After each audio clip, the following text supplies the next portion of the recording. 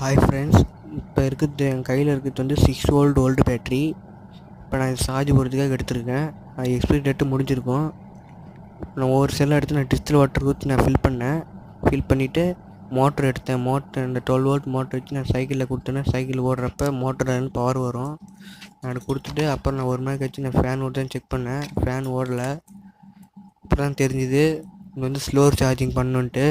அதுக்காக நான் வந்து சார்ஜர் அடாப்டர் எடுத்தேன். ஃபோன் சார்ஜர் அடாப்டர் எடுத்து நான் 1 மணி நேரம் சார்ஜ் போட்டேன்.